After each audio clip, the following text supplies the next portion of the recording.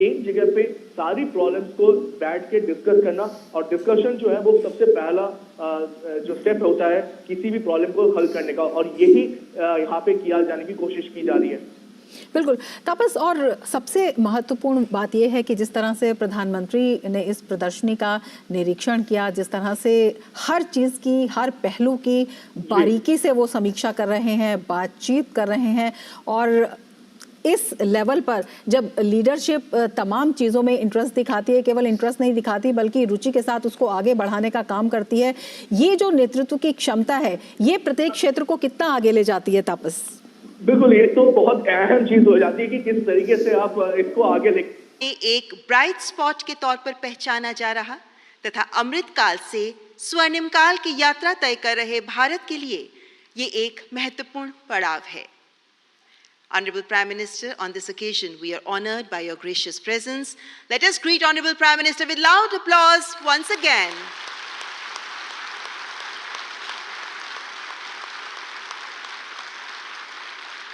और आज के सुअवसर पर हम मंच पर आसीन विशिष्ट अतिथिगण का भी आदरपूर्वक स्वागत करते हैं।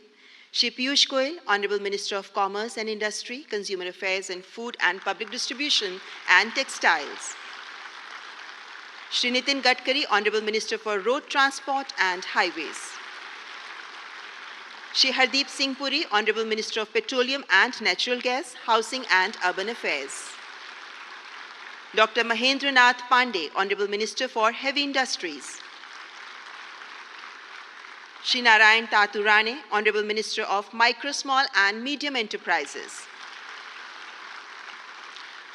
And we extend warm welcome to all the industry leaders, industry associations, stakeholders from automotive industry from India and across the world. Bharat के ऑटोमोटिव उद्योग से जुड़े सभी हितधारकों का भी हम हृदय से स्वागत करते हैं। हमारे राष्ट्रपिता महात्मा गांधी ने कहा था, भविष्य इस पर निर्भर करता है कि हम वर्तमान में क्या करते हैं। वसुधैव कुटुंबकम के सिद्धांत का पालन करते हुए भारत सस्टेनेबल और क्लीन मोबिलिटी की दिशा में काम कर रहा है, जो हम सभी को बेहतर भविष्य की ओर प्रेरित करेगा, तथा ये एक्सपो इसी दिशा में एक महत्वपूर्ण प्रयास है। I now invite Shri Piyush Goyal, Honorable Minister of Commerce and Industry, to kindly welcome our distinguished guests.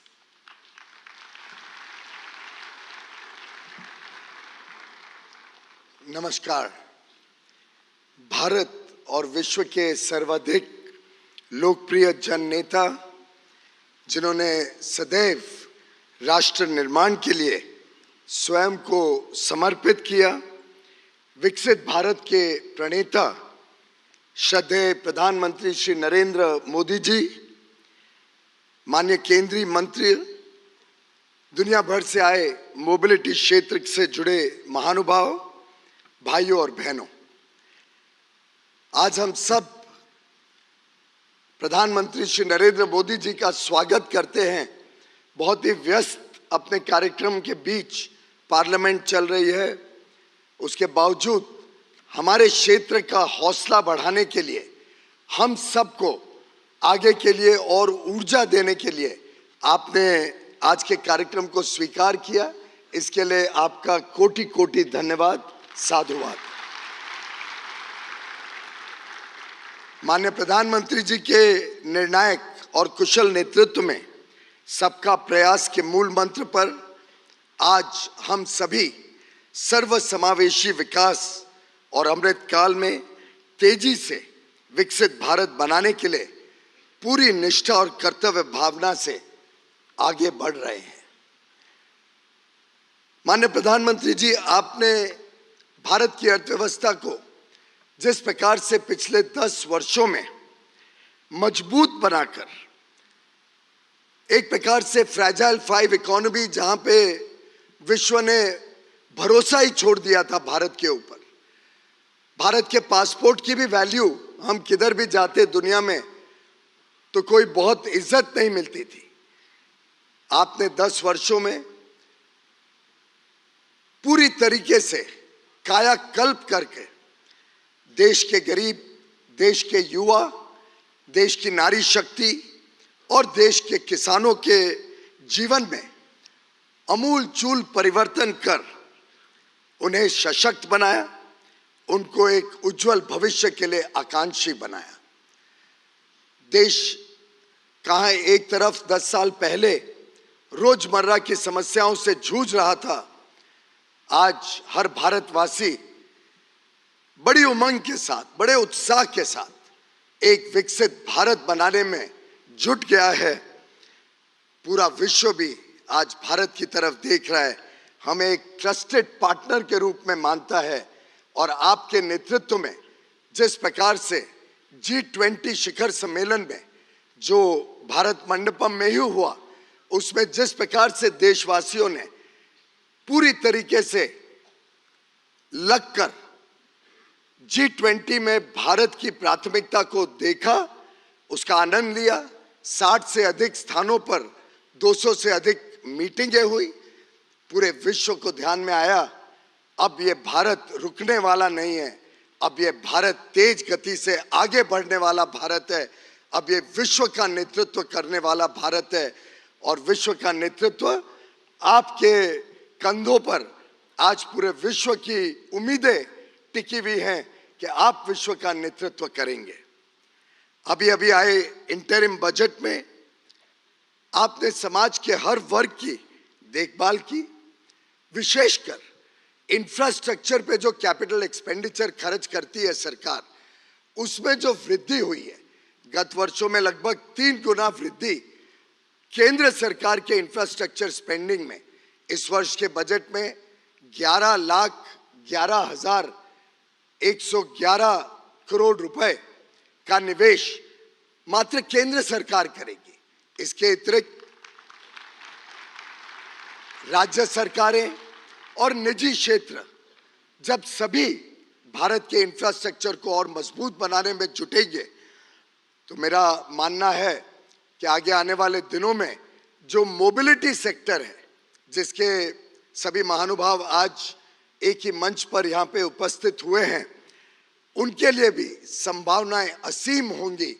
आगे चल के ये क्षेत्र का विकास सुनिश्चित है। और जिस प्रकार से आज पूरी दुनिया देख रही है, नए हाईवेज हो, रोड्स हो, एयरपोर्ट्स 2 गुने हो गए, 74 से लेके 150 के करीब, पोर्ट की कैपेसिटी डबल हुई है। जिस प्रकार से आज देश में इनलैंड वाटरवेज 114 शुरू हो गए हैं, ये सभी प्रमाण हम सबका हौसला बढ़ाता है, बुलंद करता है कि आगे आने वाले दिनों में भारत की तो डिमांड बढ़ेगी ही, लेकिन हम पूरे विश्व की जो डिमांड है उसको भी भारत से पूरा करने में सफल होंगे। माननीय प्रधानमंत्री जी, इस बजट की एक विशेषता जिसके लिए मैं आपका साधुवाद करता हूं, आपका नमन करता हूं, कि पूरे विश्व ने देखा कि कैसे एक फिस्कली प्रूडेंट बजट, जिसमें अनुमानित वित्तीय घाटा से भी कम इस वर्ष में और अगले वर्ष में तेजी से घटता हुआ वित्तीय घाटा, हमें एक मजबूत अर्थव्यवस्था के रूप में तेजी से आगे बढ़ाएगा, जिससे उद्योग जगत को और हर भारतवासी को बहुत सारी संभावनाएं खुलेंगी। जितनी ज्यादा मजबूत अर्थव्यवस्था भारत की होगी, ब्याज के दर भी कम होंगे, महंगाई भी कम होगी और भारत की स्थिति विश्व स्तरीय बनाने का जो आपने काम जिम्मा आपने ऊपर लिया है, जो मोदी गारंटी आपने इस देश को दी है, हर एक देशवासी उस मोदी गारंटी के ऊपर आज टिका हुआ है और आगे का भविष्य अपना बना रहा है।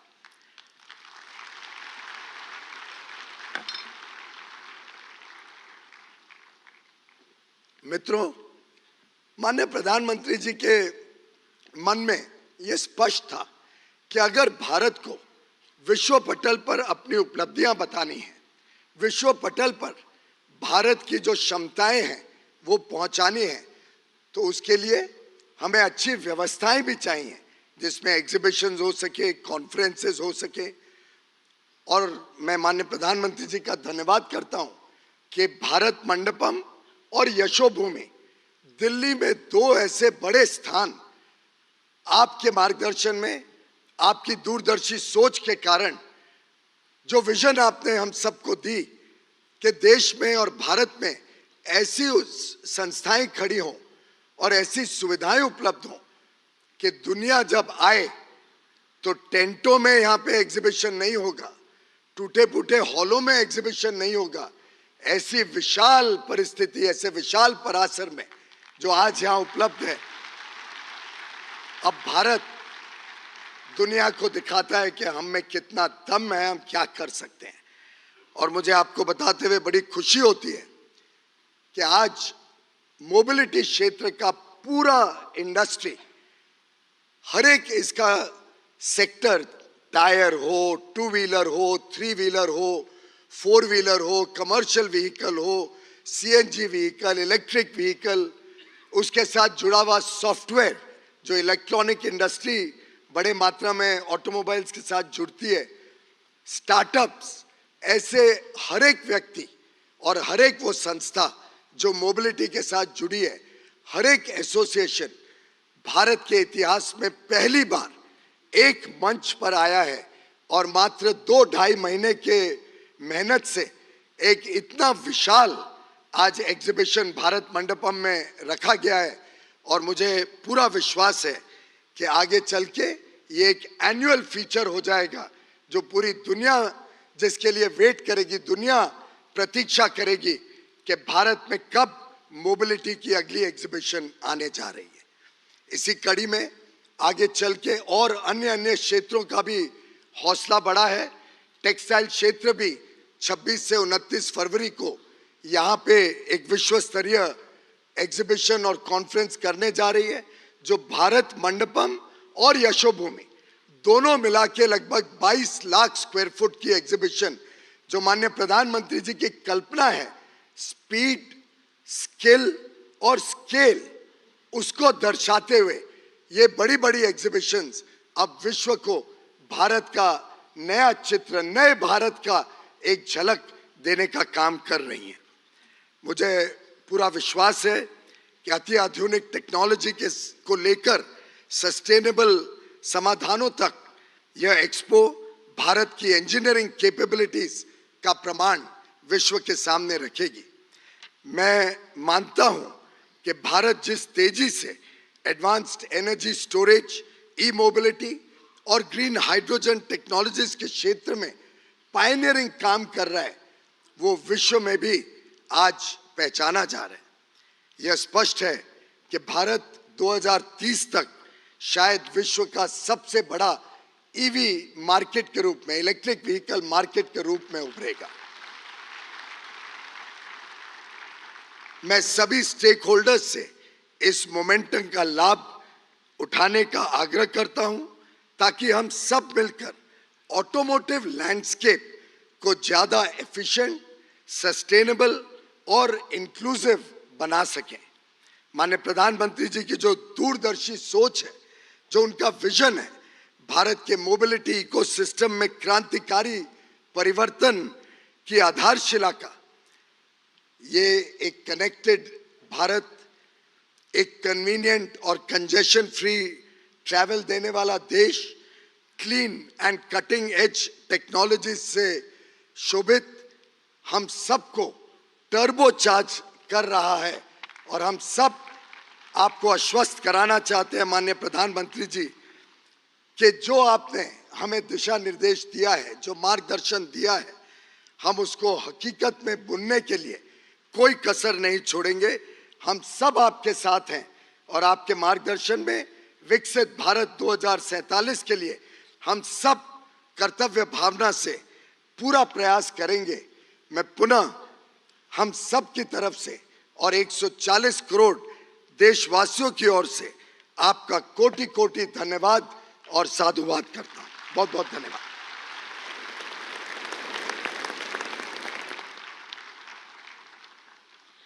बहुत बहुत धन्यवाद केंद्रीय वाणिज्य मंत्री श्री पीयूष गोयल जी।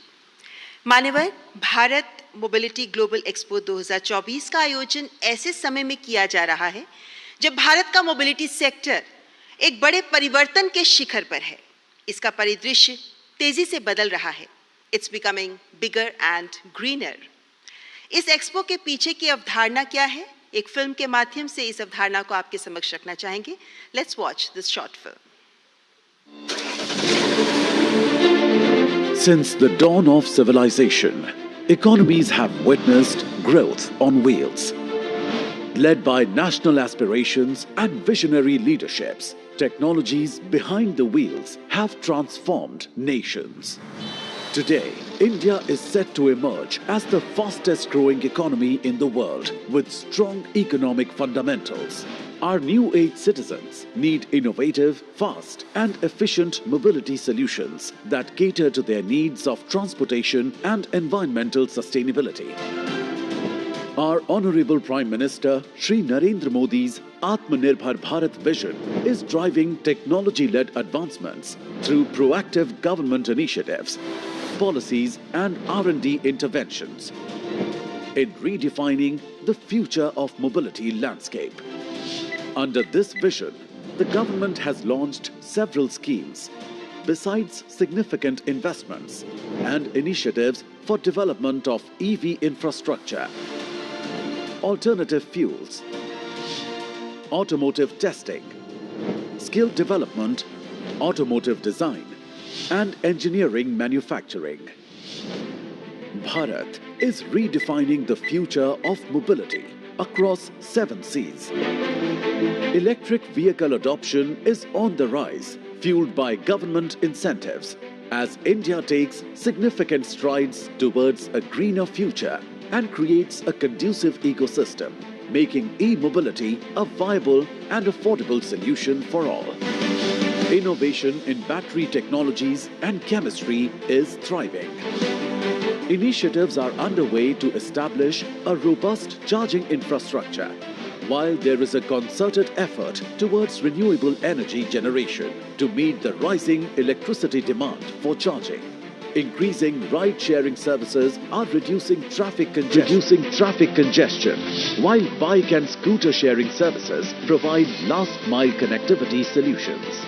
Public transportation is evolving with the integration of digital payments and smart ticketing, offering a seamless and convenient travel experience. India is fast emerging as a leader in intelligent transportation solutions, enabling real-time communication, remote monitoring and effective traffic management.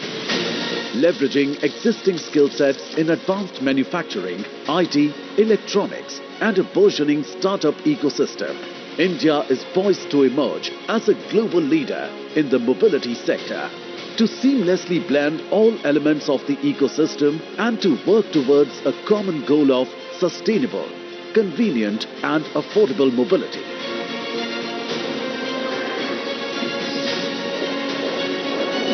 We proudly present the Bharat Mobility Global Expo 2024. The future of mobility is here.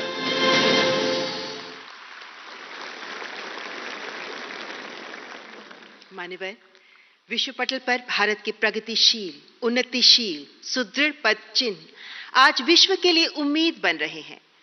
भारतवासियों की सेवा में सदैव तत्पर, विकास और प्रगति का पर्याय बन, अपने निर्णायक नेतृत्व और दूरदर्शिता से भारत को विश्व पटल पर स्थापित करने में कार्यरत भारत के यशस्वी प्रधानमंत्री माननीय श्री नरेंद्र मोदी जी के प्रखर नेतृत्व से ही ये संभव हो पाया है।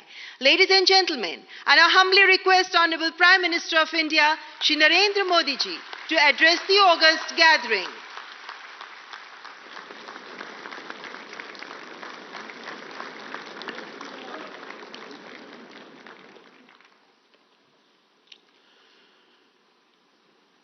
केंद्रीय मंत्रिमंडल के मेरे सहयोगी श्री नितिन गडकरी जी,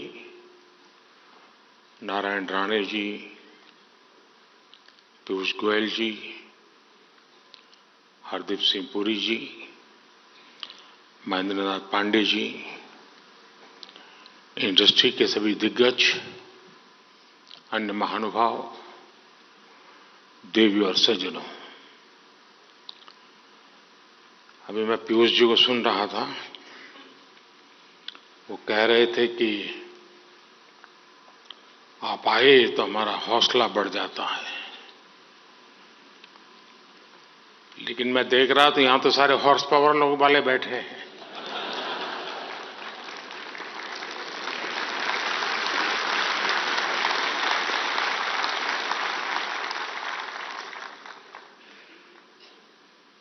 तब तय हो गया है कि किसको कहां से हौसला मिलने वाला है। सबसे पहले तो मैं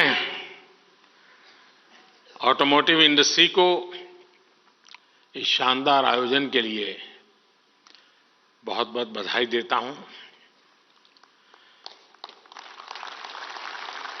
मैं आज हर स्टॉल पर तो नहीं जा पाया,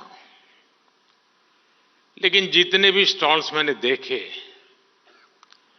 वो बहुत ही प्रभावित करने वाले थे। हमारे देश में ये सब हो रहा है, देखते हैं तो और आनंद हो जाता है। मैंने तो कभी गाड़ी खरीदी नहीं है, इसलिए मुझे कोई अनुभव नहीं है, क्योंकि मैंने कभी साइकिल भी नहीं खरीदी है। मैं दिल्ली के लोगों को भी कहूंगा कि इस एक्सपो को आकर जरूर देखें। ये आयोजन मोबिलिटी कम्युनिटी और पूरी सप्लाई चेन को एक मंच पे लाया है। मैं आप सभी का भारत मोबिलिटी ग्लोबल एक्सपो में अभिनंदन करता हूं और आप सबको बहुत बहुत शुभकामनाएं देता हूं।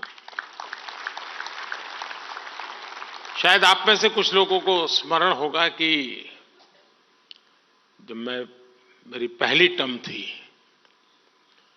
उस समय मैंने एक ग्लोबल लेवल की मोबिलिटी कॉन्फ्रेंस प्लान की थी।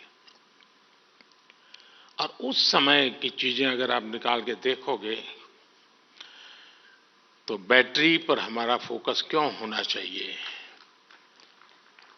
इलेक्ट्रिक व्हीकल की तरफ हमें कैसे जल्दी जाना चाहिए, इन सारे विषयों पर बहुत विस्तार से वो समिट हुआ था। ग्लोबल एक्सपर्ट्स आए थे। और आज मेरी दूसरी टर्म में मैं देख रहा हूं कि खासी मात्रा में प्रगति हो रही है और मुझे विश्वास है कि तीसरी टर्म में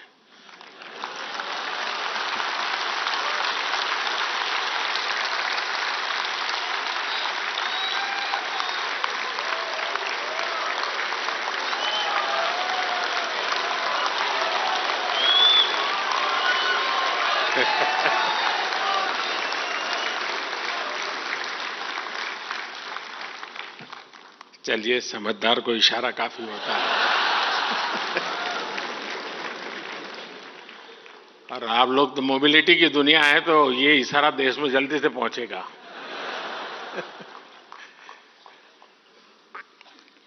साथियों, आज का भारत 2047 तक विकसित भारत बनाने के लक्ष्य को लेकर आगे बढ़ रहा है। इस लक्ष्य की प्राप्ति में मोबिलिटी सेक्टर एक बहुत बड़ी भूमिका अदा करने वाला है। और मैंने लाल किले से कहा था, मैं आज दोबारा उसका पुनःस्मरण करा रहा हूं। उसमें मेरा एक विजन भी था, मेरा विश्वास भी था। और वो विश्वास मेरा अपना नहीं था, 140 करोड़ देशवासियों का सामर्थ्य के कारण वो विश्वास शब्दों में प्रकट हुआ था। और उस दिन मैंने कहा था लाल किले से, यही समय है, सही समय है।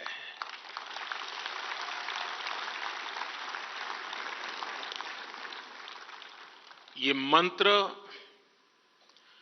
आपके सेक्टर पर बिल्कुल फिट बैठता है।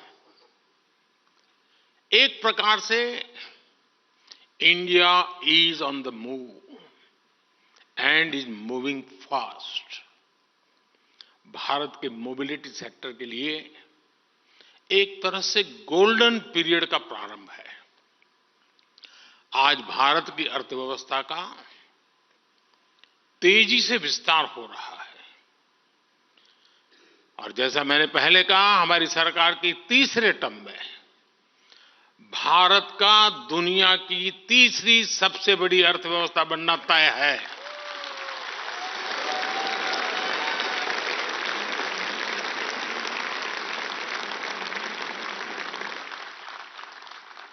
हमारी सरकार के प्रयासों से पिछले 10 वर्षों में करीब 25 करोड़ लोग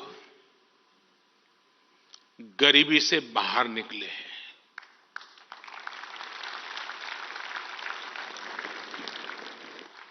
और जब वो गरीबी से बाहर निकलता है ना, तब उसके सपनों में पहली 5 चीजों में क्या होता है? एक आप होते हैं। चाहे वो साइकिल खरीदने का चाहेगा, चाहे स्कूटी खरीदना चाहेगा, चाहे स्कूटर, और हो सके तो 4 व्हीलर। उसका पहला ध्यान आप ही पर जाने वाला है। और ये 25 करोड़ लोग गरीबी से बाहर आए हैं।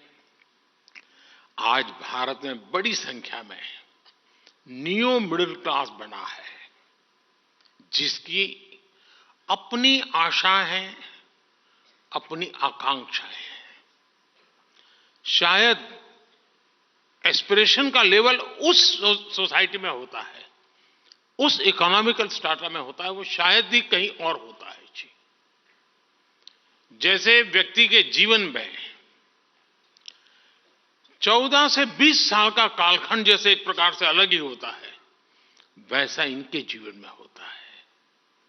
और इसको अगर हम एड्रेस करते हैं तो आप कल्पना कर सकते हैं हम कहां से कहां पहुंच सकते हैं जी। ये न्यू मिडिल क्लास, उसके एस्पिरेशंस, और दूसरी तरफ आज भारत में मिडिल क्लास का दायरा भी बहुत तेजी से बढ़ रहा है। मिडिल क्लास की इनकम भी बढ़ रही है। ये सारे फैक्टर्स भारत के मोबिलिटी सेक्टर को नई ऊंचाई देने वाले हैं।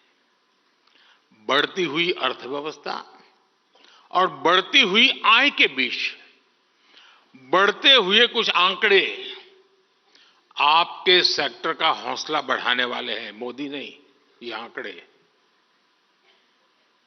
साल 2014 के पहले 10 सालों में भारत में 12 करोड़ के आसपास गाड़ियों की बिक्री हुई थी, जबकि 2014 के बाद से देश में 21 करोड़ से ज्यादा गाड़ियों की बिक्री हो चुकी है। 10 साल पहले भारत में साल भर में 2000 तक इलेक्ट्रिक गाड़ियां बिक रही थी। वहीं अब भारत में करीब 12 लाख इलेक्ट्रिक गाड़ियां हर साल बिक रही हैं। पिछले 10 साल में पैसेंजर व्हीकल्स की बिक्री में 60% की वृद्धि हुई है। भारत में 2 व्हीलर सेल्स भी 70% से ज्यादा बढ़ी है। अभी कल ही जो आंकड़े आए हैं वो बताते हैं कि जनवरी के महीने में कारों की बिक्री ने अपने पिछले सारे रिकॉर्ड तोड़ दिए। जिनकी बिकी है वो यहां बैठे हैं ना। आप चिंता मत कीजिए, इनकम टैक्स वाले नहीं सुन रहे हैं, घबराओ मत। यानी आप सभी के लिए मोबिलिटी सेक्टर में अभूतपूर्व पॉजिटिव वातावरण आज धरती पर नजर आ रहा है। आपको आगे बढ़कर इसका लाभ उठाना है। साथियों, आज का भारत भविष्य की जरूरतों को ध्यान में रखते हुए नई नीतियां बना रहा है, और इसमें निश्चित तौर पर मोबिलिटी सेक्टर के लिए विशेष जगह है। कल जो बजट पेश हुआ है उसमें भी इस विजन आपको देख पाते होंगे। ये तो इंटरिम बजट है, पूरा तो आएगा जब हम तीसरी बार आएंगे तब। 2014 में भारत का capital expenditure 2014 capital expenditure 2 lakh crore से भी कम था। 2 लाख करोड़ रुपए से कम था। आज ये 11 लाख करोड़ से भी ज्यादा हो गया है।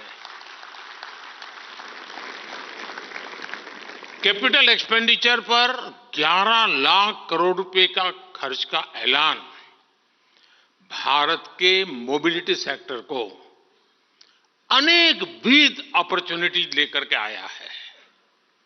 ये न सिर्फ अर्थव्यवस्था को ताकत देगा, बल्कि इससे रोजगार के भी नए अवसर बनेंगे। इस अभूतपूर्व इन्वेस्टमेंट की वजह से आज भारत में rail, road, airport, waterway transport यानी हर क्षेत्र का कायाकल्प हो रहा है। हम समुद्र और पहाड़ों को चुनौती देते हुए एक के बाद एक इंजीनियरिंग मार्वल तैयार कर रहे हैं, और वो भी रिकॉर्ड समय में। अटल टनल से लेकर अटल सेतु तक भारत का इंफ्रास्ट्रक्चर डेवलपमेंट नए रिकॉर्ड बना रहा है। बीते 10 वर्षों में भारत में 75 नए एयरपोर्ट बनाए गए हैं। करीब 4 लाख किलोमीटर ग्रामीण सड़कों का निर्माण हुआ है। 90,000 किलोमीटर नेशनल हाईवे बने हैं। 3500 किलोमीटर के हाई स्पीड कॉरिडोर विकसित किए गए हैं। 15 नए शहरों में मेट्रो रेल और 25,000 किलोमीटर का रेल रूट्स का निर्माण हुआ है। इस बार के बजट में 40,000 रेल कोचेज को वंदे भारत ट्रेन के डिब्बों जैसा आधुनिक बनाने का ऐलान किया गया है। ये 40,000 कोच सामान्य रेलगाड़ियों में लगाए जाएंगे। इससे भारतीय रेलवे की तस्वीर बदलने वाला तय है। साथियों, हमारी सरकार की इस स्पीड और स्केल ने भारत में मोबिलिटी की परिभाषा को भी बदल दिया है। हमारी सरकार का जोर रहा है कि प्रोजेक्ट समय पर पूरे हों, अटके नहीं, भटके नहीं, लटके नहीं। ट्रांसपोर्टेशन को आसान बनाने के लिए, लॉजिस्टिक्स से जुड़ी चुनौतियों कम करने के लिए भी हमारी सरकार ने ऐतिहासिक बदलाव किए। पीएम गति शक्ति नेशनल मास्टर प्लान के तहत आज देश में इंटीग्रेटेड ट्रांसपोर्ट को बढ़ावा दिया जा रहा है। एयरक्राफ्ट और शिप लीजिंग के लिए गिफ्ट सिटी रेगुलेटरी फ्रेमवर्क बनाया गया है। लॉजिस्टिक्स चेन को आधुनिक बनाने के लिए सरकार ने नेशनल लॉजिस्टिक्स पॉलिसी बनाई है। सामान की ढुलाई में समय कम लगे, पैसा कम लगे, इसके लिए डेडिकेटेड फ्रेट कॉरिडोर विकसित किए गए हैं। कल बजट में जिन 3 रेलवे इकोनॉमिक कॉरिडोर्स की घोषणा की गई है, वो भी भारत में ईज ऑफ ट्रांसपोर्टेशन को बढ़ाने का एक काम करेंगे। साथियों, आज भारत में नेशनल हाईवेज और आधुनिक एक्सप्रेसवे के निर्माण के जरिए कनेक्टिविटी को निरंतर मजबूत किया जा रहा है। जीएसटी ने न सिर्फ सामानों की आवाजाही को तेज किया है, बल्कि राज्यों के बॉर्डर्स पर जो चेकपोस्ट होते थे, उन्हें भी खत्म किया है। फास्ट ट्रैक टेक्नोलॉजी भी इंडस्ट्री के ईंधन और समय दोनों की बचत करा रही है।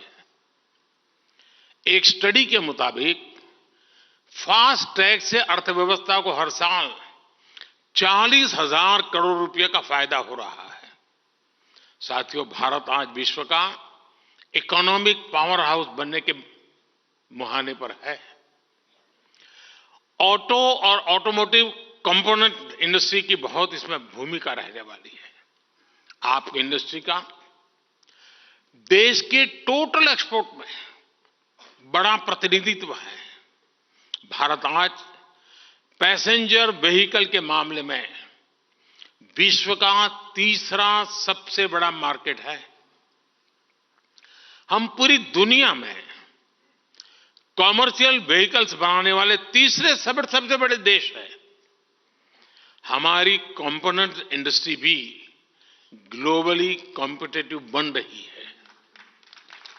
अब अमृत काल में हमें इन सभी क्षेत्रों में दुनिया में टॉप पर आना है। हमारी सरकार आपके हर प्रयास में आपके साथ खड़ी है। ये मैं आपके लिए कह रहा था।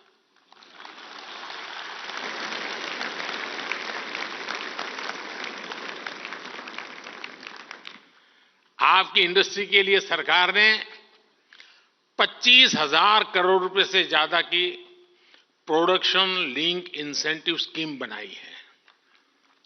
यह हमारी पूरी वैल्यू चेन को आत्मनिर्भर बनाने और एमएसएमईज को शक्ति देने में बड़ी भूमिका निभा रही है। बैटरी स्टोरेज के लिए सरकार ने 18,000 करोड़ रुपए की पीएलआई स्कीम दी है।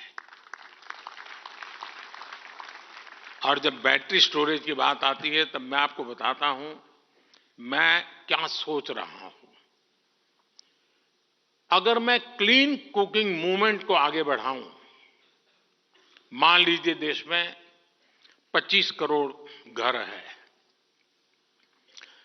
और रूफटॉप सोलर और बैटरी स्टोरेज की व्यवस्था और उससे कुकिंग की व्यवस्था, क्लीन कुकिंग की व्यवस्था, 25 करोड़ बैटरी की जरूरत, मतलब आपकी गाड़ियों से सैकड़ों गुना बैटरी की आवश्यकता, जो एक अपने आप में गाड़ी की बैटरी को एकदम सस्ता कर देगी। अभी आप आराम से इस फील्ड में आइए, पूरा पैकेज लेकर के आइए। और कल सरकार ने घोषित किया है बजट में, हम पहले तबक्के में 1 करोड़ परिवारों को रूफटॉप सोलर से उसकी 300 यूनिट तो कम से कम मुफ्त बिजली, और मेरी तो योजना है कि रूफटॉप से उसका इलेक्ट्रिक व्हीकल का चार्जिंग व्यवस्था उसके घर में ही हो, उसकी गाड़ी रात को आए, स्कूटी आए, स्कूटर आए, चार्ज हो जाए, सुबह अपना चलता चले। यानी एक प्रकार से डिसेंट्रलाइज व्यवस्था पूरी तरह रूफटॉप सोलर सिस्टम के साथ जोड़ने की कल्पना है। ये सारी चीजें आपके भविष्य की योजनाओं के में दिमाग में रख करके प्लान कीजिए, मैं आपके साथ हूं।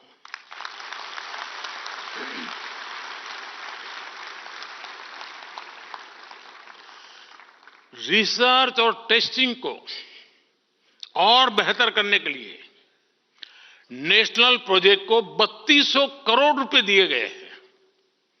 नेशनल इलेक्ट्रिक मोबिलिटी मिशन की मदद में भारत में इलेक्ट्रिक व्हीकल्स के निर्माण को नई गति मिली है। ईवी की डिमांड को बढ़ावा देने के लिए सरकार ने करीब 10,000 करोड़ रुपए का निवेश किया है। हमारी सरकार की फेम स्कीम भी बहुत सफल रही है। इस स्कीम के तहत आज राजधानी दिल्ली समेत कई शहरों में हजारों इलेक्ट्रिक बसें चलनी शुरू हुई है। सरकार ईवी चार्जिंग स्टेशन बनाने के लिए भी सब्सिडी दे रही है। साथियों, रिसर्च और इनोवेशन को प्रोत्साहित करने के लिए कल के बजट में, जैसा मैंने कहा, 1 लाख करोड़ रुपए 1 लाख करोड़ रुपए की फंड की घोषणा की है। स्टार्टअप्स को मिल रही टैक्स छूट को और विस्तार देने का भी निर्णय कर लिया है। इन फैसलों से भी मोबिलिटी सेक्टर में नई संभावनाएं पैदा होगी। ईवीज के सामने आज सबसे बड़ी चुनौती उसकी कॉस्ट और बैटरीज की है। इस फंड का इस्तेमाल इस क्षेत्र में रिसर्च के लिए हो सकता है। हमारी रूफटॉप सोलर स्कीम में भी ईवी मैन्युफैक्चरिंग से जुड़ा कंपोनेंट है, जिससे ऑटो सेक्टर को भी मदद मिलेगी। जब सोलर रूफटॉप की संख्या बढ़ेगी तो स्वाभाविक है कि बड़ी संख्या में बैटरीज की भी जरूरत होगी। आपके लिए इस सेक्टर में भी विकास की बहुत बड़ी संभावनाएं हैं। और मैं तो एक और बात कहूंगा, क्यों नहीं हमारी इंडस्ट्री ऐसी रिसर्च करती जिसमें भारत में मौजूद रॉ मटेरियल से ही नई तरीके की बैटरीज बनाई जाए, क्योंकि दुनिया को चिंता है कि ये रॉ मटेरियल कितने लंबे अरसे तक चलेगा और तब क्या होगा। हम अभी से क्यों ना ऑल्टरनेट ले। मैं समझता हूं कि देश दे सकता है। काफी लोग सोडियम पे काम कर भी रहे हैं, और सिर्फ बैटरीज ही नहीं, ऑटो सेक्टर को ग्रीन हाइड्रोजन और इथेनॉल के क्षेत्र में भी नई रिसर्च को बढ़ावा देना चाहिए। हमारे स्टार्टअप्स ने ड्रोन सेक्टर को भारत में नई उड़ान दी है। इस फंड का इस्तेमाल ड्रोन से जुड़ी रिसर्च में भी हो सकता है। आज हमारे वाटरवेज ट्रांसपोर्ट के बहुत ही कॉस्ट इफेक्टिव माध्यम बनकर उभरे हैं। भारत की शिपिंग मिनिस्ट्री अब स्वदेशी टेक्नोलॉजी का इस्तेमाल करके हाइब्रिड वेसल्स बनाने की दिशा में आगे बढ़ रही है। आपको भी इस दिशा में जरूर आगे आना चाहिए। साथियों, आज इंडस्ट्री के आप सभी दिग्गजों के बीच, मार्केट की इतनी सारी चर्चाओं के बीच, मैं एक मानवीय पहलू की तरफ भी आपका ध्यान दिलाना चाहता हूं। हमारे लाखों ड्राइवर साथी इस मोबिलिटी सेक्टर का एक बहुत बड़ा हिस्सा है। जो ट्रक चलाते हैं, जो टैक्सी चलाते हैं, वो ड्राइवर हमारी सामाजिक और आर्थिक व्यवस्था का एक अभिन्न हिस्सा है। अक्सर ये ड्राइवर्स घंटों घंटों लगातार ट्रक चलाते हैं, और मालिक भी क्या, समय पर क्यों नहीं आया, वहीं से शुरू करता है, कहां रुक गया था। इनके पास आराम का समय नहीं होता। ऐसी मुश्किल परिस्थितियों में कई बार ये लोग सड़क हादसों का भी शिकार हो जाते हैं। ट्रक ड्राइवर्स की इस चिंता, उनके परिवार की इस चिंता को भी हमारी सरकार भली भांति समझती है। मुझे आपको ये बताते हुए खुशी है कि ड्राइवर्स को बीच सफर में आराम देने के लिए केंद्र सरकार ने एक नई योजना पर काम शुरू किया है। इस योजना के तहत सभी नेशनल हाईवेज पर ड्राइवरों के लिए नई सुविधा वाले आधुनिक भवनों का निर्माण होगा। इन भवनों में ड्राइवरों के लिए भोजन, पीने के साफ पानी, शौचालय, पार्किंग और आराम करने की पूरी व्यवस्था होगी। सरकार की तैयारी इस योजना के पहले चरण में देश भर में ऐसे 1000 भवन बनाने से शुरुआत करने की है।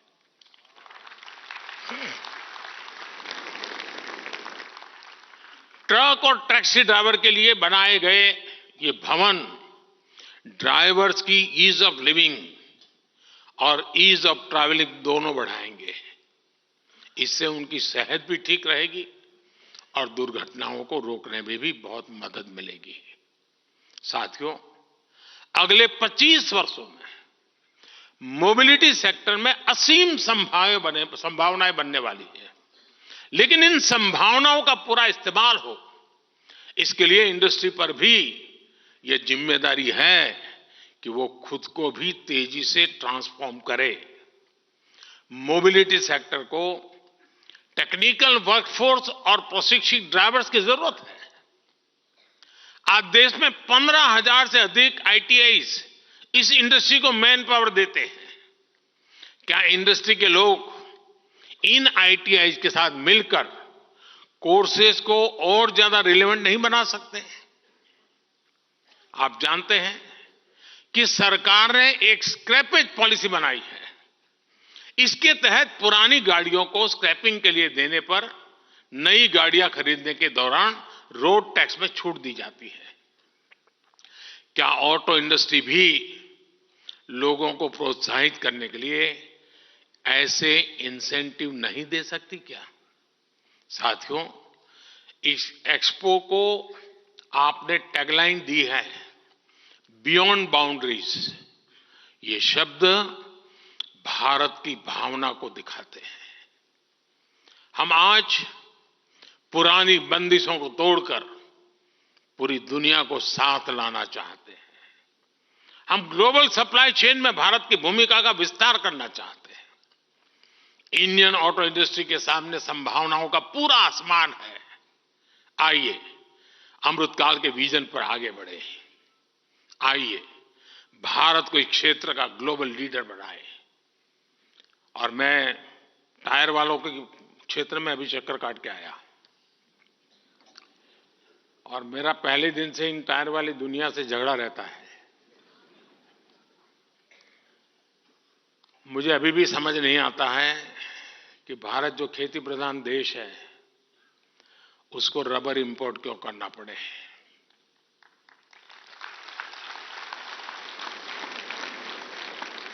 क्या टायर इंडस्ट्री का जो एसोसिएशन है वे मिलकर के किसानों के साथ बैठ करके जो भी टेक्नोलॉजिकल इंटरवेंशन कर रहे हैं, जो भी उनको गाइडेंस देना है और जो उनको एश्योर्ड मार्केट देना है, मैं पक्का मानता हूं हिंदुस्तान का किसान आपकी रबर की आवश्यकता पूरी कर सकता है। आज रिसर्च करके जेनेटिकली मॉडिफाई किए हुए रबर ट्री पर बहुत काम हुआ है। भारत में अभी उसका इतना इस्तेमाल नहीं कर रहे हैं। मैं टायर बनाने वालों से आग्रह करूंगा, रबर इंडस्ट्री के साथ जुड़े हुए जो इंडस्ट्री है उनसे आग्रह करूंगा कि जरा किसानों के साथ जुड़िए तो सही। हम इंटीग्रेटेड, कॉम्प्रिहेंसिव, होलिस्टिक अप्रोच के साथ आगे बढ़े जी। हम टुकड़ों में ना सोचे। रबर बाहर से मिल जाता है, चलो यार अपन बनाएंगे, दौड़ाएंगे। अरे कभी ये भी तो सोचे कि मेरा किसान मजबूत होगा तो मेरा देश में 4 गाड़ी और खरीदेगा।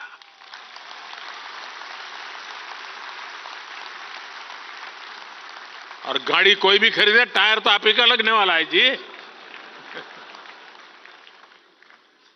मेरा कहने का तात्पर्य है कि साथियों, आप लोग पहली बार जब इतनी बड़ी मात्रा में एक साथ आए हैं, नए सिरे से कैसे सोच सकते हैं। एक दूसरे को हेल्पिंग हैंड बन करके नए इनोवेटिव आइडियाज के साथ आप कैसे आगे बढ़ सकते हैं। और आज हम एक ऐसे स्टेज पर हैं, हम जितने साथ मिलकर काम करेंगे हमारी ताकत अनेक गुना बढ़ जाएगी और हम दुनिया में छाने का मौका नहीं जाने देंगे।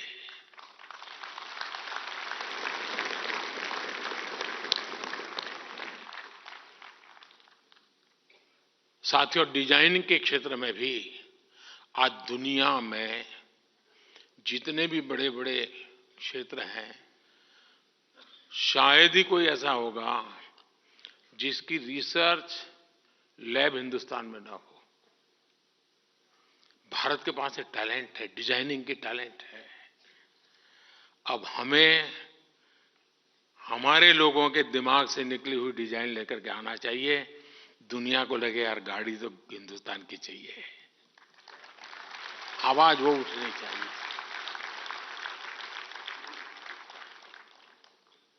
गर्व से वो कहे, रास्ते में जाता है तो कोई भी, अरे ये हमारी मेड इन इंडिया है, तेरे जरा देखे गाड़ी तो देखे जरा। मैं मानता हूं ये मिजाज पैदा करना चाहिए। और अगर आपका आप पर भरोसा होगा ना तो दुनिया आप पर भरोसा करेगी। मैं जब दुनिया के सामने योग की बात लेकर के गया था, यूं मैंने योग की बात कही थी, तो मैं वापस हिंदुस्तान आया तो मुझे कई लोग कह रहे थे क्या मोदी जी यूएन में पहला भाषण करने गए और आप ये करके आए। लेकिन आज पूरी दुनिया नाक पकड़ करके बैठ गई है।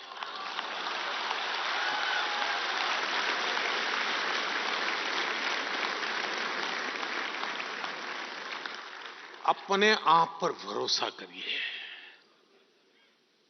सामर्थ्य के साथ खड़े हो जाइए। विश्व का कोई ऐसा रास्ता ना हो जहां आप नजर ना आए। दोस्तों,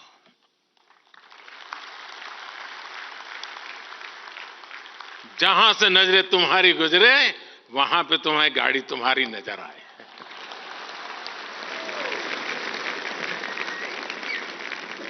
आप सभी को बहुत बहुत शुभकामनाएं। धन्यवाद।